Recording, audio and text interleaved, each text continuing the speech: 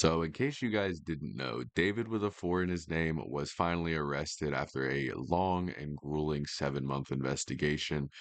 And we're going to talk a little bit about everything that's happened up to this point and how we got here and what's going to happen from this point on. So, 7 months ago, there was a severely decomposed body that was found in the trunk of a Tesla that had been impounded in Los Angeles. Leading up to recently, where police officers descended upon a house in the Hollywood Hills, heavily armed in Los Angeles, to make an arrest against the platinum selling singer named David, who was also the owner of the Tesla and long suspected to be linked to the alleged crime. He was taken into custody shortly after 4:30 p.m. local time on Thursday and was booked in suspicion for murdering a 14-year-old named Celeste Rivas. So they state here in the article that the arrest of the singer, whose real name is David Anthony Burke, marks a culmination of sorts for what well could be the first of many phases in one of the most sensational and grisly Hollywood sagas in recent memory. So it looks like in all this time that has happened between them finding the body and them actually deciding to arrest him recently, there's been almost complete silence from the LAPD or any of the people that were involved, like the district attorney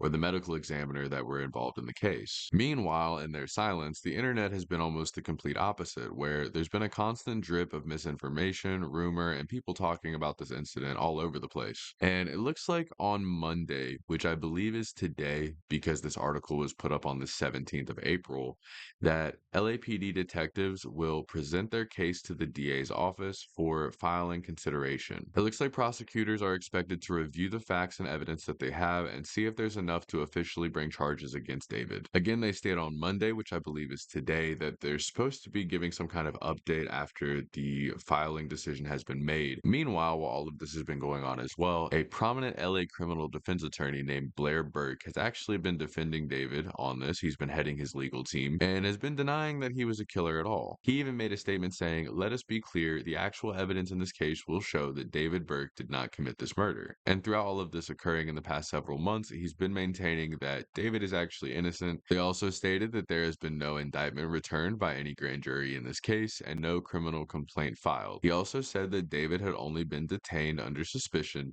and he then stated that he would be vigorously defending David's innocence. The article also states that with criminal proceedings potentially on the horizon, many more details about this case should soon emerge. So we're going to keep an eye on things and try to keep up with the case as things come out. And hopefully we'll be able to be at the bottom of this case as soon as they go through all the evidence and finish determining everything they need to figure out. For now, though, with you guys, I do want to go over a little bit of a timeline that's left here in this article that lets us understand everything that's happened up to this point. So, starting on September 8th, 2025, a little after 12 in the afternoon that day, LAPD responded to a call from a tow yard in Hollywood about a foul odor coming from an impounded Tesla. Once the detectives arrived to the scene, they popped open the front trunk of the Tesla to find that there was a decomposing human body inside of a plastic bag. At the time, police were not able to share any details about the victim due to the deterioration of the body, but also the fact that there was no identification found on the victim. What was determined at the time, though, is that the car was a 2023 Tesla Model Y with a Texas license plate that had been registered to David Anthony Burke. It looks like at the time of the investigation starting, though, detectives struggled to get a hold of David as he was on tour, but there was representatives of his that came out with an open statement letting people know that he was cooperating with the authorities. A day after the body was found in the Tesla, on September 9th, there was an LA County medical examiner who issued a statement describing the victim as a female with wavy black hair whose body was severely decomposed, and the statement also stated that the person appears to have been deceased inside of the car for an extended period of time. It seems like at the time they were able to determine the victim's height, being at about 5'2", but they were unable to determine their eye color, their age, or their ethnicity, but she was described as wearing a tube top with black leggings, as well as a yellow metal stud earring and a yellow metal bracelet. She also reportedly had a distinct tattoo on her right index finger that read "Shh." The same night that the medical examiners determined all of that information, it seems like David was performing in Minneapolis, where fans were posting videos of him tossing Labubus into the crowd and hyping up his hit song Crashing featuring Kali Uchis. He did not address anything about this investigation during the show. And And several days after that, on September 16th, California authorities were successfully able to identify the victim as Celeste Rivas Hernandez. And I don't know why, but it seems like her age keeps changing in different articles. And this article, I think some of that is also due to the time progressing during this case as well. But moving on September 16th, California authorities identified the victim as Celeste Rivas Hernandez, a 15-year-old from Lake Elsinore, California, who had been reported missing by her family in the previous year. And while they didn't want to give any kind of statement to reporters, TMZ did come out stating that the mother of the daughter stated that she had been dating somebody named David before her death. And it goes on to say in the article that despite identifying Rivas, authorities did not share a confirmed or even a suspected cause of death, and the medical examiner said that they determined that it was still deferred pending further investigation. It looks like between mid-September to mid-November, following the identification of Rivas's body, it looks like following Rivas's identification, the investigation quickly ramped up in a both official and unofficial way. Police searched the house in Hollywood Hills near where the Tesla had been found, and it seems like after several hours, the cops were able to leave with multiple items, including a computer after the search. And it looks like the person who actually owned the home confirmed in a Rolling Stone interview that he had been renting the home to Burke's manager since February 2024. And it looks like Burke's Instagram also contained multiple images inside of that home, which gives pretty good confirmation that he was in the home and that he had been staying there for a while. It looks like a little after that, there was some news that had come out about the Tesla, which had been towed from the affluent Bird Streets neighborhood in the Hollywood Hills. Residents told Rolling Stone that the car had been spotted in various places around the neighborhood,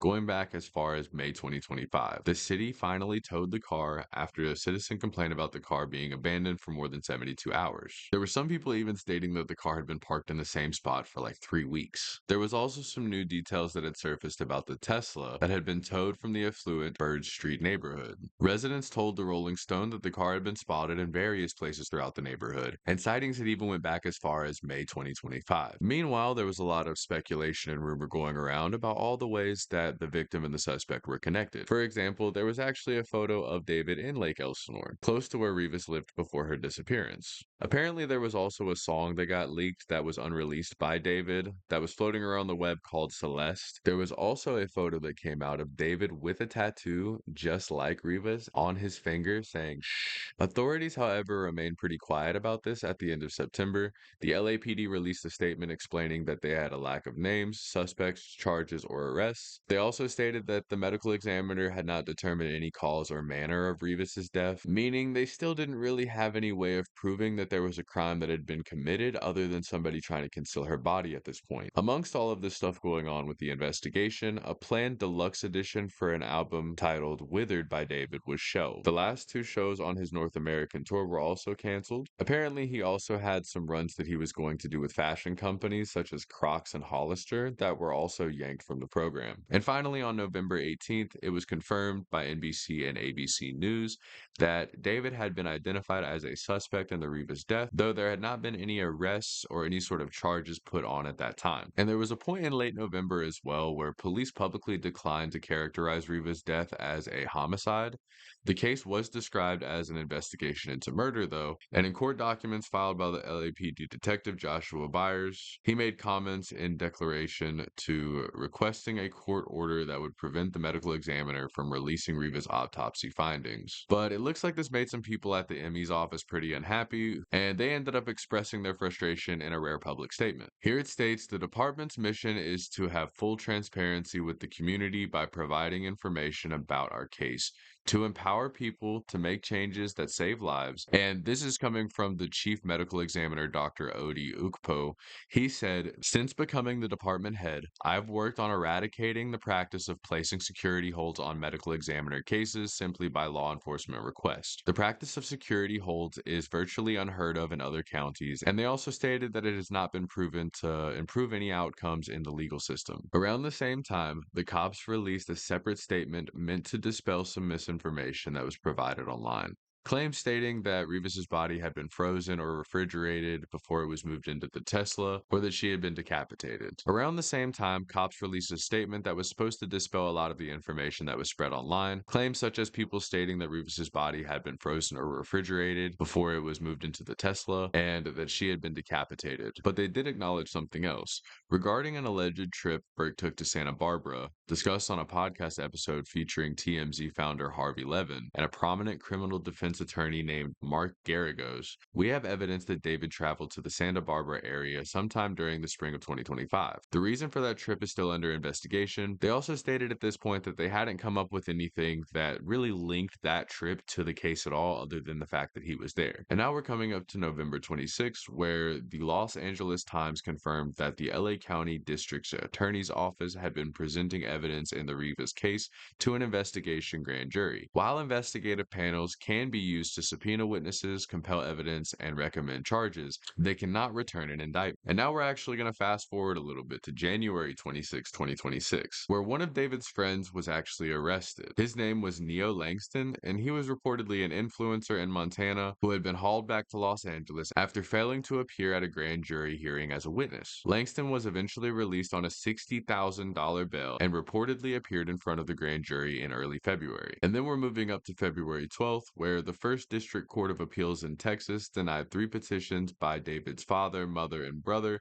requesting that the judge overturn a lower court ruling requiring the family who lives in Texas to comply with California grand jury subpoenas. I guess that's basically stating that they didn't want to show up in court, and I don't necessarily blame them, especially if they weren't living around him. I don't know. Then on February 25th, after appealing the First District Court's ruling to the Texas Criminal Court of Appeals, the Burks family earned a stay at the original lower court ruling, and it looks like still as of mid-April, the matter is still pending and the subpoenas remain in limbo. And that statement actually comes from the family's lawyer, which was told to the Los Angeles Magazine. So the next part here is on February 26th, where it's saying that the Burks family dispute over the subpoenas did lead to an unsealing of the court records, which for the first time actually identified David as the target for the grand jury investigation into the alleged homicide of Rivas. The documents obtained by the Rolling Stone also contain new details about the condition of Rivas' remains, including that her arms and legs had been severed from her body. And that leads us all the way up to April 16th, just the other day, where Burke is arrested and booked on suspicion of murdering a 14-year-old named Celeste Rivas. And that's basically it, guys. I just wanted to catch up on this case with you guys and bring you guys all the updates that have come up recently and the fact that this guy has been arrested.